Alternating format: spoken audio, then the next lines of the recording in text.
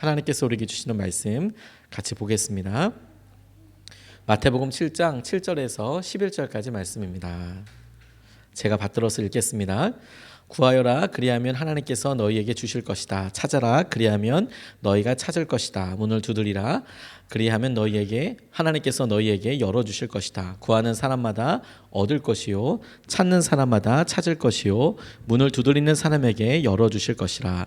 너희 가운데서 아들이 빵을 달라고 하는데 돌을 줄 사람이 어디에 있으며 생선을 달라고 하는데 뱀을 줄 사람이 어디에 있겠느냐. 너희가 악해도 너희 자녀에게 좋은 것을 줄 줄 알거든 하물며 하늘에 계신 너희 아버지께서 구하는 사람에게 좋은 것을 주시지 아니하겠느냐. 아멘. 하나님 말씀입니다. 기도에 대해서 우리가 잘 알고 있습니다. 하나님께서 우리에게 주신 놀라운 하나님과의 대화, 우리가 영적인 호흡, 여러 가지 표현으로 우리가 이야기를 합니다. 하나님께서 이번 기도에 대해서 이야기하시면서 우리에게 친밀감과 능력을 회복하는 통로로 우리가 기도를 쓰시겠다, 이런 생각이 제게 들었습니다. 어떤 분이 몸이 다 아파서 병원에 가셨대요. 말하는 곳마다 다 아프다고 말씀을 하시는 거예요. 그래서 머리를 대보고 머리도 아프다고 하고, 가슴을 대보고 가슴도 아프다고 하고, 다리를 대보면 다리도 아프다고 하고, 그래서 전신을 다 조사했더니 손가락이 아픈 거였대요. 자기 손가락이 아프니까 아픈 손가락으로 어디를 눌러봐도 다 아픈 거죠. 다 아프다고 느껴지는 것처럼 고통이 느껴지는 것이죠. 우리가 우리의 마음에서 혹은 우리의 삶에서 만남에서 맞닥뜨리는 여러 고난들과 어려움들이 있습니다. 그럴 때 우리가 문득 생각하죠. 이런 어려움들이 어디서부터 생각됐을까? 어디서부터 시작됐을까? 그렇게 넌지시 떠올려 보지만 정작 딱 하나로 뭐가 문제다, 어디가 문제였다, 이렇게 잘 판단이 안 되는 경우들이 있다고 생각이 들어요. 근데 오늘 주님께서 우리에게 이런 기도를 통하여서 점검하시고 하나님께서 우리 계시는 능력과 친밀함에서 보면 모든 문제가 생겼다면, 그래서 그 문제에 아마도 어떠한 문제가 있었다면, 우리의 삶에 아마도 언젠가 어디서부터 문제가 생겼다면 그 문제는 기도였다고 생각하게 됐어요. 원래 여러분, 대화 없는 가정에 문제도 많잖아요. 사실 대화서부터 시작하거든요. 사소한 대화서부터 시작을 해서 관계, 그리고 그 다음도 이어지게 되는데, 하나님과의 믿음 생활에 있어서도, 주님과의 신뢰 관계에 있어서도 왜 내 믿음이 이렇게 연약해졌지? 왜 내 사랑이 이렇게 식었지? 왜 내가 이렇게 마음 가운데 기쁨이 사라졌지? 하나 딱 찍으라고 한다면 어느 순간에 기도하지 않는 것 때문에 그렇습니다. 그래서 어느 책을 읽다 보니까 참 영어로 재미있는 표현이 있더라고요. 진짜 기도할 때까지 기도해라. 진짜 기도할 때까지 기도해봐라. 그러니까 우리가 습관적으로 기도는 하지만 진짜 우리 마음속에서 기도하게 될 때까지 계속 기도해봐라. 근데 어느 순간에 우리가 중간에 그런 것들을 놓치고 살아가지요. 그래서 우리가 이런 회복을 위해서, 우리 삶의 기쁨과 우리의 문제의 모든 것들의 해결을 위해서 뭐든 해봐야 될 거야. 뭘부터 시작하지? 어떻게 하면 될까? 그 첫걸음으로 기도해라. 기도에서부터 시작한다. 우리가 이렇게 말씀을 좀 붙잡고 싶습니다. 오늘 본문 말씀에서 하나님께서 우리에게 주시는 명령처럼 여겨지는 약속 한 가지를 보게 됐어요. 7절로 8절 말씀에 보면, 구하여라 그리하면 하나님께서 너희에게 주실 것이다. 찾아라 그리하면 너희가 찾을 것이다. 문을 두드려라 그리하면 하나님께서 너희에게 열어주실 것이다. 구하는 사람마다 얻을 것이요 찾는 사람마다 찾을 것이요 문을 두드리는 사람에게 열어주실 것이다. 이렇게 나와 있어요. 찾으라, 구하라, 두드리라, 이렇게 말씀하셨습니다. 찾으면 찾게 될 거고, 구하면 얻게 될 거고, 문을 두드리면 열릴 것이다, 이렇게 말씀을 해주셨죠. 이 찾다, 구하다, 문을 두드리다가 각각 기도에 대해서 우리에게 말씀하시는 겁니다. 너희가 어떤 것이 필요한지 찾고, 그리고 그것을 실제로 구해봐라, 그리고 시도해봐라. 이런 모든 일들이 기도의 다른 표현을 이렇게 각각 바꾸어서 표현한 것인데요. 그런데 재밌는 것이 뭐냐면, 구하라, 찾으라, 문을 두드리라 라는 표현 자체가 명령이죠. 너 그렇게 구해봐라. 그런데 실제로 이것이 문맥으로 보면 명령이 아니라 하나님께서 확실하게 어떻게 해주실 것이다, 이런 약속과 함께 우리에게 너 그렇게 해라. 그러면 너 반드시 구하는 대로 얻게 될 것이다. 찾으면 반드시 찾아내게 될 것이다. 확실한 응답, 확실한 열매가 있는 것이라면 이것은 허락과 권유하심이거든요. 너 무슨 문제 있으면 너 찾아봐라, 구해봐라, 문을 두드려봐라. 그러면 하나님께서 어떻게 하시는지 네가 보게 될 것이다, 알게 될 것이다, 이렇게 이야기를 하거든요. 저희 매형도 목사님이세요. 저희 가정의 목회자들이 이렇게 다 모이거든요. 그래서 저희 매형이 아이들 너무 좋아합니다. 그래서 저희 딸들도 덕분에 많은 혜택과 이득을 누려요. 이렇게 만나면 우리 딸들한테 뭐 갖고 싶어, 뭐 이런 것도 얘기해 주세요. 뭐 부자여서가 아니고요. 딸이 딱 한 명 있거든요. 우리 누나네는. 그러다 보니까 애가 벌써 버쩍 커버리고 그러니까 재미가 없나 봐요. 그래도 거집에 굉장히 소중한 딸인데도 이 어린 조카들 보면 그냥 이쁘신가 봐요. 그러니까 일단 말해놓고 뭐 갖고 싶어, 뭐 필요해, 뭐 이렇게 이야기를 하세요. 그럼 이제 처음엔 저희 아이들이 그냥 체면도 있고 뭐 여러 것도 있고 그러니까 이제 뭐 살살 하다가 이제 한 번 찔러보고 두 번 경험하고 세 번 얻게 되니까 점점 이제 용감해지죠. 용감해져요. 이거 사줘요. 보통 부모님들한테 얘기하면 저랑 저희 집사람에게 이야기하면 이도 안 들어갈 그런 일들을 꿈깨라 이게 바로 얘기할 만한 일들을 그냥 막 얘기를 하는데 의외로 그러다가 막 그런 걸 얻게 되는 수가 있어요. 너 한번 골라봐봐. 너 골라? 너 한번 말해봐봐. 그렇게 이야기하는 거 본인이 내가 그걸 사주겠다 혹은 내가 그걸 선물해 주겠다 이런 약속과 함께하는 것이죠. 하나님께서 구해라, 너희를 찾아라, 문을 두드려라 라고 이야기하는 것이 우리에게 그러면 너희들 찾게 되고 얻게 되고 열리게 될 것이라는 약속은 네가 무엇이든지 구하면 내가 그 일을 통하여서 너에게 그것을 허락해 줄 것이다 라는 의미입니다. 이게 우리에게 그런 두드리라는 그런 행동을 통해서 먼저 기도하라고 독려하시는 거라는 생각이 들었어요. 그런데 여러분 그렇게 하신 이유가 있지 않겠습니까? 왜 주님께서 이렇게 이야기하실까? 우리가 이 본문에서 예수님이 기도에 대해서 설명하시면서 앞에다가 예를 들어서 가로하고 뭐 다른 것들을 구해라, 뭐 먼저 뭘 구해라, 뭐 먼저 뭐 사랑을 구해라, 뭐 이런 식으로 가로가 있는 게 아니고 어떤 것을 찾아라 이런 내용이 있는 것도 아니에요. 그냥 구해라, 찾아라, 문을 두드리라 이렇게 바로 열어놓고 이야기하신 것이 무엇이냐면 하나님께서 우리를 향해서 관계를 회복하시기 위한 모든 것, 그래서 모든 것을 열어두셨다라는 거예요. 일단 이거 얘기하자. 무슨 이야기든지 그래 네가 하고 싶은 이야기부터 해보자. 전 이런 표현으로 읽혀지더라고요. 우리 같이 이야기하자. 같이 우리 함께하자. 그런데 네가 뭐든지 구해보고 뭐든지 찾아보고 뭐든지 두드려봐라. 우리 거기서부터 이야기하자. 왜 하나님께서는 이렇게 우리에게 선택권을 주시고 왜 우리에게 이런 마음을 열어주실까? 하나님 아버지 마음속에 있는 간절함 때문이거든요. 우리는 괜찮다고 하지만 그런데 하나님께서 보시기에 흩어져 있는 우리와의 하나님과의 관계를 회복하기 위해서 어떤 얘기든 좋아. 그래 한번 얘기해보자. 부모들이 자녀랑 이야기하면 항상 무슨 이야기 먼저 하고 싶습니까? 공부 이야기하고 싶잖아요. 너 앞으로 어떻게 할 건지, 뭐 먹고 살 건지 그런 이야기 하고 싶잖아요. 근데 부모님에게 이야기하는 자녀는 무슨 얘기하고 싶어요? 돈 얘기하고 싶죠. 용돈 이야기하고 싶고 게임 이야기하고 싶어요. 그런데 부모 입장에서 이야기하고 바쁘고 분주해서 부모가 생각하고 있는 이야기를 계속 이야기하고 싶죠. 그런데 어느 순간 애가 말을 듣지 않아요. 그러죠? 그럼 뭔가 관계가 뭔가 주파수가 틀렸다라고 생각이 들면 어떻게 이야기합니까? 너 요즘 뭐 용돈은 있냐? 요즘 게임 레벨은 좀 올라갔냐? 이렇게 이야기를 하죠. 네가 얘기하고 싶은 거 뭐든지 얘기해봐. 왜? 그걸 통해서 진짜 이야기를 할 수 있게 되거든요. 그것에서부터 서로 알아가고 우리가 서로 마음을 함께 하자라고 이야기하시는 주님의 허락하심이고 권유라는 생각을 하게 됐어요. 주님께서 우리에게 기도에 대해서 허락하여 주신 것은 주님의 이런 커다란 사랑을 기본적인 전제로 하고 있다는 생각이 들었습니다. 주님이 우리와의 관계를 회복하기 원하신다. 그러니까 너 먼저 한번 구해봐라. 기도해봐라. 이렇게 말씀하시는 거거든요. 왜 그런데 주님께서는 이런 권유와 허락을 하게 하여 주실까? 이런 질문을 계속 깊이 하고 따라가 보다 보니까 오늘 본문 말씀에 굉장히 주님께서 독특한 관계를 통해서 이 기도에 대해 설명하고 계시는 것에 주목하게 됐어요.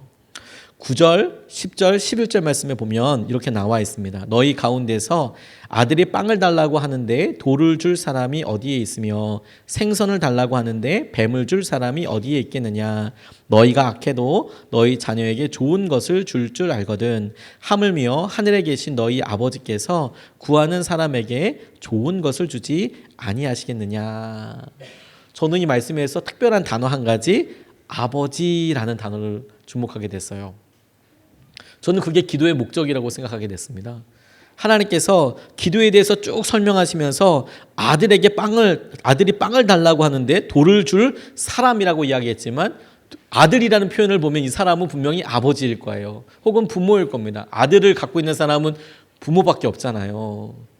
아들이 뭘 달라고 하는데 아무거나 줄 부모가 어디 있어요. 생선을 달라고 하는데 뱀을 줄 아버지 혹은 부모가 어디 있겠습니까? 너희가 악해도 너희 자녀에게 라고 이야기할 때 그 너희도 부모된 너희를 말하는 거겠죠. 하물며 하늘에 계신 너희 아버지께서 구하는 사람에게 좋은 것을 주시지 않겠느냐. 그러니까 하나님께서 우리에게 이미 필요한 것을 아시고 우리에게 무엇이 중요한지 잘 알고 계시죠. 그럼에도 불구하고 너희들이 구해라. 그냥 주시면 되는데 너희들 구해라 라고 하실 때에 그 말씀은 하나님께서 이것을 통해서 우리에게 소중한 것을 알게 해주세요. 요즘 우리는 빨랑빨랑 되는 걸 되게 좋아합니다. 일단 과정 없이 결과가 뭐냐 이거 알고 시작하고 싶어 해요. 그러죠? 그래서 그냥 과정을 할 수만 있으면 뚝 잘라서 결과 앞에 있고 싶어 합니다. 그런데 진짜는 과정에 있거든요. 그리고 우리가 실제로 살할 때 날마다 하루하루 반복적이고 어떠면 굉장히 일상적이고 지리한 반복적인 일을 하면서 이게 도대체 무슨 의미가 있어 내 삶에. 우리가 보다 더 자극적이고 보다 더 특별한 일을, 이런 일이 내게 오늘 없었으니까 오늘 하루는 아무것도 없는 거야? 이렇게 생각하지만 그렇게 일상적이고 반복되고 지리한 일들이 우리 가운데 관계를 만들어 나가거든요. 결론만 알게 되면 관계는 없습니다. 그런데 그 과정을 함께 하면 소중한 관계가 남아요. 그것을 사람들이 신뢰라고 부릅니다. 그리고 공감한다고 이야기를 해요. 산후조리원에 함께했던 여성분들 사이에 엄청난 동질감이 있어요. 산후조리원에 같이 들어가서 그 비슷한 시기 하루 이틀 3일 일주일 상간에 아이를 낳은 거잖아요. 그런데 그 여성분들에게 굉장히 동질감이 있어요. 똑같은 일을 겪었거든요. 똑같은 아픔을 지금 겪고 있거든요. 연약함이 똑같이 있거든요. 그러니까 모여서 생전 처음 보는데도 그냥 쉽게 이야기하고 뭘 어떻게 하면 좋을지, 어떻게 생각하는지, 어디가 힘든지 서로 너무너무 잘 알아요. 군대에 함께한 여러 전우들, 우리 동료들도 생각해 보세요. 그냥 같이 했기 때문에 뭐가 힘든지 너무 잘 알아요. 어려운 일을 겪었던 사람들에게서 서로 이해할 수 있다는 공감대가 있어요. 공감대가 생겨요. 그 공감대를 똑같은 어려움과 그런 과정들 속에서 우리는 신뢰라고 부르고, 그리고 그 공감대가 관계 형성하는 데 있어서 너무너무 중요하죠. 저 사람이 내 마음 알아. 내가 어떤지 알아. 내가 힘들었을 때 내 모습을 알고 내 삶이 어떠했는지 잘 기억하고 있어. 하나님께서 우리에게 너 기도해. 그리고 여기서부터 같이 이야기하자. 처음에는 우리의 관심과 우리의 어려움으로부터 시작된 말들이 그렇게 기도하고 주님 앞에 구하고 그리고 주님께로부터 응답을 받고 그리고 오고 가면서 우리에게 주님과 깊은 오랜 관계가 남아요. 공감대가 남아요. 그걸 우리가 신뢰라고 부르는 겁니다. 그리고 그런 기도를 통해서 하나님께서 우리에게 무엇을 알려주기 원하시냐면 하나님이 우리의 아버지라는 것을 알려주기 원하시는 거예요. 하나님을 경험하게 되는 거라고요. 하나님이 우리에게 원하시는 것은 깨어진 관계에 대한 회복이에요. 아버지로서의 하나님, 그 하나님과의 친밀함을 회복하시기 위해서 하나님께서 너 기도해. 우리 거기서부터 시작하자라고 이야기하고 계시는 거예요. 그리고 기도하는 과정이 주님과의 관계를 떠올리게 하고, 그리고 기도는 이런 관계를 회복시킬 때 아주 중요한 통로가 되는 거예요. 아니 가장 중요한 통로가 되는 겁니다.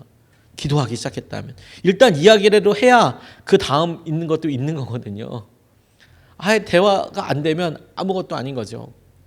부부 사이의 관계도 힘들다 어렵다 이야기하지만 어디서부터 시작해요? 그렇게 이야기하시면 당연히 대화부터 시작하세요. 그거 아니겠습니까? 일단 말이라도 대화하면 화 안 해요. 화낼 수 있는 그런 거라도 있으니까 난 다행이네요. 그래도 일단 같이라도 있어봐야죠. 어떻게 해요? 같이 얘기해봐야죠. 요한복음 14장 18절 말씀에 하나님은 우리에게 이렇게 말씀하셨어요. 나는 너희를 고아처럼 버려두지 아니하고 너희에게 다시 오겠다. 나는 너희를 고아처럼 버려두지 않겠다.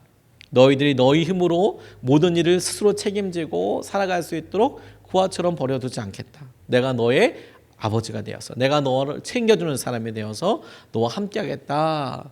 기도는 하나님이 우리의 아버지 되신다는 것을 깨닫게 되는 과정이에요. 이론이 참 놀랍죠. 노진준 목사님이 본인이 신학교에서 배웠던 교수님 이야기를 간증해서 이야기하시더라고요. 닥터 그린웨이라는 교수님 이야기를 이렇게 하셨습니다. 이분이 12년 동안 멕시코에서 선교사로 사역을 하셨대요. 그린웨이라는 이 교수님이 12년 동안 멕시코 두메산간에 들어가서 선교 사역을 이렇게 하셨다는 거예요. 근데 멕시코에서 선교할 때 어느 늦은 밤에 누가 바깥에 노크를 하더래요. 문을 두드리더래요. 뭐 멕시코는 그렇게 치안이 좋지 않으니까 당황스럽기도 하고 좀 그렇죠. 나가서 문을 열어보았더니 한 10살쯤 되어 보이는 꾀재지한 여자아이가 두려움과 그리고 불안함으로 가득 차서 문 앞에 이렇게 서 있더라는 거예요. 주위를 둘러보니까 한 10살 정도 되는 이 아이밖에 없으니까 일단 들어오라고, 바깥에 서 있지 말고 들어와라. 어쩐 일로 왔니? 물어보니까 이 아이가 조심스럽게 자기 이야기를 하더라는 겁니다. 엄마가 4살 때 죽었고, 그리고 아버지가 알코올 중독자였는데 3개월 전쯤에 술에 취해서 자기를 죽이려고 했다는 거예요. 총으로 쏘려고 했다는 겁니다. 그래서 도망쳤대요. 집을 무조건 나와서 한 3개월 동안 거지처럼 구걸하고 쓰레기통도 뒤지고 그런 삶을 살았던 겁니다. 그래서 흘러 이렇게 연명하다가 이 마을까지 왔는데, 이 집이 선교사님의 집이라고 하니까 밥이라도 좀 얻어먹을까 싶어가지고 두들긴 거예요. 배가 고프다고, 밥을 좀 달라고. 그렇게 온 거죠. 그 아이 마음에는 그래도 이게 너무 배가 고프니까 살려고 그렇게 한 거예요. 그런데 이 박사님이 보니까 너무 불쌍하고 안 돼 보이더라는 거예요.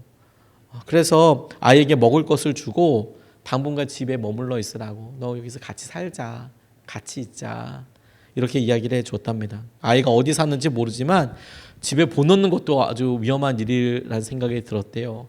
아버지가 그렇게 알코올 중독에다가 그렇게 총으로 그렇게 하려고 그랬다면 이건 뭐 무슨 일이 있을지 모르니까 집에 돌려보내는 것도 안 되겠다. 그래서 가족과 논의했답니다. 이미 닥터 그린웨이 박사님은 4명의 자녀가 있었대요. 그런데 이 여자아이를 입양하기로 결정했대요. 우리 아이 같이 살자. 그래서 이 아이한테 얘기했답니다. 네가 집으로 돌아가기를 원하지 않는다면 이제 이 집에서 살아도 좋다. 우리가 너를 딸로 입양하고 싶다. 아이가 고맙다고 이야기하더라고요. 아이 입장에서는 어디 갈 데가 없으니까요. 선택할 수도 없으니까요. 자기가 지금 여기서 밥 얻어먹고 나가면 그 다음에 누가 자기를 챙겨줄 사람이 없으니까 그 다음 다른 집을 두들겨서 거기서 밥을 얻어야 먹어야 하는 거니까, 길거리에서 구걸을 해야 하니까 고맙죠. 고맙다고 이야기하면서 이야기했답니다. 그러니까 이 그린웨이가 이렇게 대답했어요. 이제 너 내 딸이 됐으니까 이 집에 있는 거 뭐든 다 먹어도 된다. 이제부터 내가 아버지니까 네가 필요한 것이 있다면 무엇이든지 다 말해라. 내가 그거 줄게. 내가 준비해 줄게. 아버지가 당연한 이야기겠죠. 그런데 아이가 그러겠다고 대답하더라는 거예요. 그런데 정작 이 아이가 한 번도 그린웨이에게 와서 뭘 달라는 말을 하지 않더라는 거예요. 필요한 게 있다고 절대 이야기하지 않더라는 거예요. 학교에서 돌아오면 방해되지 않게 조용히 자기 방에 들어가 있고, 먹고 싶은 것이 있어도 자기가 누군가 주기 전까지는 절대 먹고 싶다고 이야기하지도 않고 손도 내밀지 않더라는 거예요. 그리고 이 여자의 마음 여러분 이해가 가시겠어요? 그러니까 조금 이게 마음에 눈치를 보는 거죠. 눈치를 보는 거. 태어나서 한 번도 사랑을 받아보지 못했는데, 아버지의 따뜻한 보호도 받아보지 못했는데, 이렇게 이 가정에서 자기에게 호의를 베풀어 주니까 혹 잘못해서 마음을 상하게 할까 봐 그게 제일 두려웠다는 거예요. 혹시라도 내가 실수하고 그냥 예의상 이렇게 하는데 내가 덜컥해서 기분이라도 상하면 그러면 피해를 주는 것 같아서, 그래서 아무것도 하지 않고 그냥 가만히 됐다고 이렇게 이야기를 하더라는 겁니다. 그러니까 이 그린웨이가 이 아이를 보면서 너무 안타깝더래요. 내가 너를 입양했고 그래 너 내 딸이고 나는 진정으로 너의 아빠가 되고 싶다. 너에게 아빠처럼 다 대해줄 거야. 그리고 실제로 난 너의 아빠야. 이야기하는데도 계속 그러다가 어느 날 갑자기 하루는 그린애가 서재에 있는데 여자아이가 문을 두드리더래요. 그리고 방에 이렇게 들어오더랍니다. 근데 아주 조심스럽게 책상 옆으로 이렇게 다가오더래요. 정말 조심스럽게. 그리고 이렇게 다가오니까 그린애가 이렇게 돌아 앉으면서 물었대요. 왜 그러니? 무슨 일 있니? 이렇게 이야기했더니 이 아이가 아주 조심스럽게 떨리는 목소리로 이렇게 말하더라는 거예요. 아빠, 신발끈이 필요해요. 운동화 끈이 이렇게 있는데 신발끈이 필요해요. 그거 사실 별거 아니죠. 아빠, 신발끈이 필요해요. 이렇게 이야기하더래. 애가 얼마나 고민했는지 그렇게 조심스럽게 떨리는 목소리로 이야기하더라는 거예요. 신발끈이 필요하다고. 혹시 화낼까봐, 혹시 나가! 내가 너한테 해준 게 얼마인데 그래! 뭐 이렇게 이야기할까봐 많은 두려움이 있겠죠. 그런데 그 말을 듣는 순간 이 그린에이가 너무 감격스러워서 돌아앉아서 울었답니다. 이렇게 돌아앉았다가 아빠 내게 신발끈이 필요해요. 근데 돌아앉아서 막 울었대요. 왜냐하면 이 아이가 자기를 아빠라고 불렀거든요. 그리고 이 아이가 나를 아빠로 생각해서 필요한 것을 구했기 때문에 이 아이가 나를 아빠라 부르고 의지하기 시작했다. 이게 너무 감동이었다는 거예요. 그거 뭐 신발끈 뭐 얼마나 비싸겠습니까? 그거 뭐 사실 그 동네 안 팔아서 못 사겠지. 그걸 돈으로 산다 그러면 뭐 어마무시한 돈이겠어요. 신발끈이요. 신발 아니고 신발끈. 그런데 이 아이가 드디어 나를 아빠라고 부르기 시작했고 드디어 나에게 자기의 필요를 말하기 시작했고 드디어 나를 의지하기 시작했다라는 거예요. 저는 이렇게 믿음 생활하면서 저 같은 경우에는 어려서부터 믿음의 가정에서 자라고 계속 그렇게 해와서 기도하는 것 그리고 우리가 소위 뭐 기복신앙이라고 그래서 뭐 달라 이렇게 이야기하는 것에 대해서 막연하게 어떤 마음의 부담감이 있는 세대예요. 그런데 가만히 이렇게 보고 나니까요. 구하지 않는 것이 더 큰 문제더라고요. 뭐 기복신앙이 좋다고 이야기하지는 않습니다. 뭘 달라. 기도하는데 매번 뭘 달라. 주세요. 그렇게 이야기하는 게 좋다. 그렇게 해라. 그렇게 믿음 생활하자. 이렇게 이야기하는 것은 아닙니다. 그런데 그것보다 더 안 좋은 케이스는 뭐냐면요. 세련돼 보이고 다 좋은 것 같지만 아무것도 구하지 않는 게 실제로는 영적으로 더 안 좋은 거더라고요. 더 안 좋은 거더라고요. 집에 들어갔을 때요. 딸이든 아들이든 옆에 와서 아빠 뭐 해줘 계속 이렇게 얘기하는 사람이 좋으세요? 아니면 내다보지도 않아. 잘 생존하고 계신가 보다. 우리는 서로 같이 한 민족 대 민족으로 서로 이렇게 한 민족이라고 생각하고 같이 사는 그런 가족이 좋으세요? 아니면 계속 와서 말 걸고 뭐 하다고 얘기하고 아이고 귀찮다 싶어도 계속 와서 이야기하는 사람이 좋겠어요.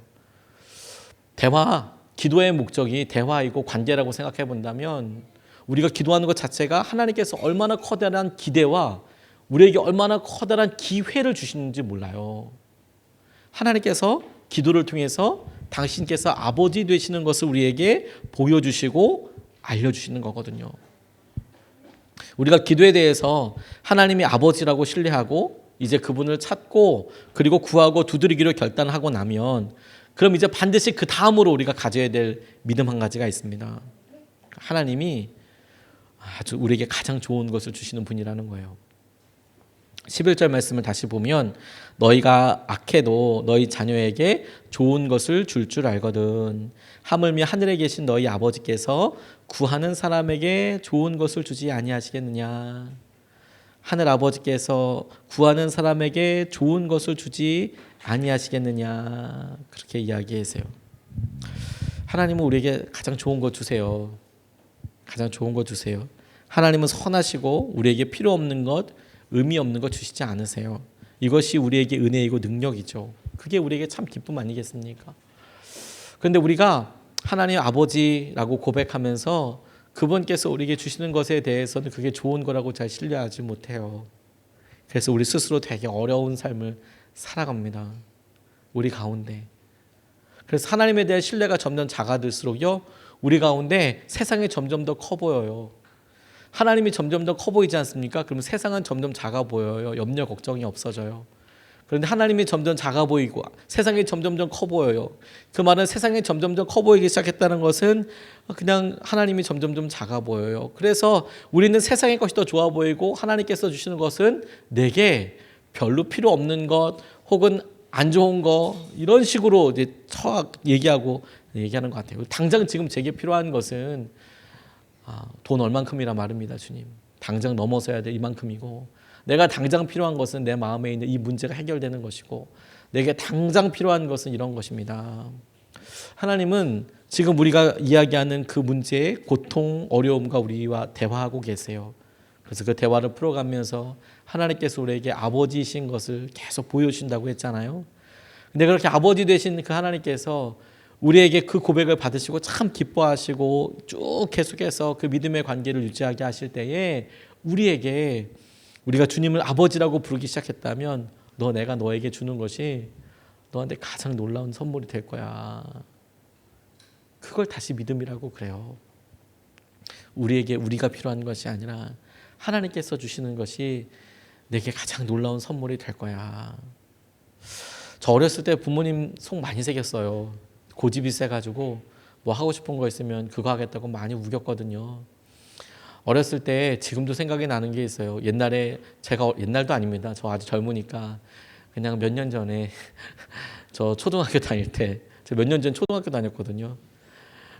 국민학교죠, 국민학교 사실. 국민학교 다닐 때 그때 쿵후 이런 거 되게 유행이었어요. 이소룡 지금도 이소룡 좋아하는 사람들도 있더라고요. 그거 다니고 싶었습니다.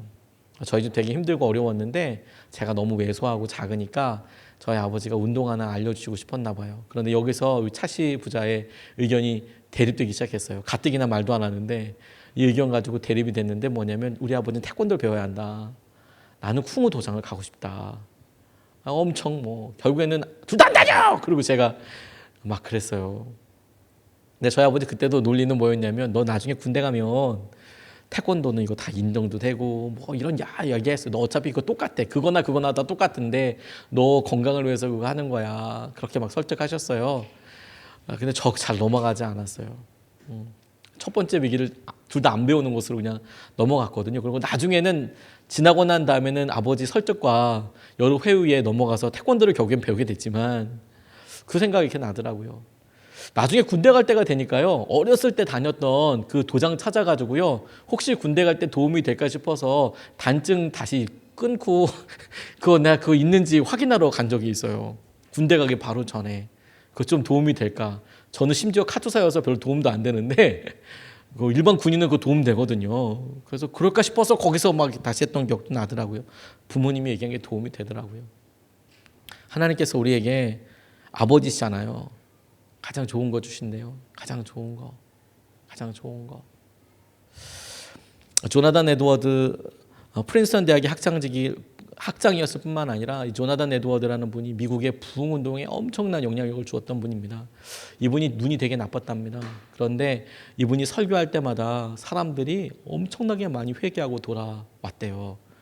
근데 예화를 쓴 것도 아니고요. 지금 조나단 에드워드의 글을 읽어보면 굉장히 퍽퍽하거든요. 근데 사람들이 그 글을 읽고 아마 성령님께서 그렇게 강력하게 역사하셨나 봐요. 엄청나게 많은 사람들이 그 자리에서 떼굴떼굴 구르면서 회심했대요. 근데 이 조나단 에드워드가 안타깝게 54살에 죽었어요. 젊은 나이에 죽었죠. 54살이면 진짜 젊은 나이에 죽었어요. 근데 진짜 어이없게 죽은 건 또 이유가 뭐냐면 천연두 예방주사를 맞았어요. 그러니까 예방주사라는 게 그걸 살짝 넣는 거잖아요. 그러니까 지금도 감기 주사라는 게 감기 백신이라는 게 그 감기 면역력에 살짝 넣어주는 거잖아요. 그래서 약간 감기 기운이 있잖아요. 근데 천연두 예방 주사를 맞았어요. 그런데 그 천연두 예방 주사 때문에 죽게 됐어요. 지금보다 의학이 훨씬 더 수준이 낮았을 때니까 그런 일이 있겠죠. 그거 예방한다고 천연두 주사 맞았다가 천연두로 죽게 됐어요. 자, 너무 당황스럽고 힘든데 근데 너무 안타까운 것은 뭐냐면 이 조나단 에드워드에게 아내와 함께 10명의 자녀가 있었대요. 대단하죠. 10명의 자녀가 있었대요. 그때만 해도 아이가 어렸을 때 무슨 일이 있을지 모르니까 많이 낳았을 때였으니까 10명의 자녀가 있었답니다. 근데 남편이 갑자기 하나님 나라로 갔다는 이야기를 듣고 나서 이 사라 에드워드가 딸 에스더에게 이런 편지를 썼어요. 딸에게요. 무슨 말을 할 수 있을까? 거룩하시고 선하신 하나님이 우리 위에 먹구름을 들이우셨구나. 주권자의 막대기에 입 맞출 수 있다면, 그리고 우리 손으로 우리 입을 막을 수 있다면 좋으련만. 주님이 행하신 일이구나. 주님은 지금까지 내게 주님의 선하심을 사모하게 하셨단다. 그래서 그렇게 오랜 세월 너희 아버지를 우리 곁에 주셨지. 그는 떠나갔지만 나의 하나님은 살아계시고 그분이 내 마음을 아신다. 내 남편 너희 아버지 그가 우리에게 남긴 유산은 정말로 놀랍구나. 우리 모두는 하나님께 드려진 존재들이다. 나도 그렇게 드려진 존재요. 그렇게 드려졌음이 기쁘구나. 너희의 사랑하는 엄마 사라 에드워즈라고 이제 남편의 부고 소식을 딸한테 이렇게 써서 보낸 거예요. 평생 힘들고 어렵고 그렇게 가난하게 살았지만 하나님께서 내게 주신 것이 너무 선하다. 그리고 너희 아버지가 그렇게 죽었지만 그런데 그것이 내게 있어서 하나님께서 가장 놀라운 일을 하신 일이라고 나는 생각한다. 그렇게 사라 에드워드가 이렇게 고백을 하더라고요. 우리가 주님께서 우리에게 주신 고난과 어려움을 우리가 어떻게 해석할까? 어떻게 바라볼까? 어떻게 그것에 하나님께서 하시는 일을 놓고 우리가 다시 질문하고 다시 고쳐서 우리가 받아들일 수 있을까? 기도를 통해서 그것이 주님께서 우리에게 아버지이시니까 오늘 말씀하신 것처럼 너희가 자식들에게 나쁜 거 안 주잖아. 음식 하나 줘도 어디서 나온 건지 잘 보면서 그렇게 주잖아. 하물며 하나님 아버지께서 너희에게 나쁜 거 주겠냐. 그걸 우리가 믿는 걸 믿음이라고 그래요. 하나님 아버지이시고 하나님이 아버지이시니까. 그래서 하나님께서 우리 모두에게 똑같은 본성과 마음을 주셨어요.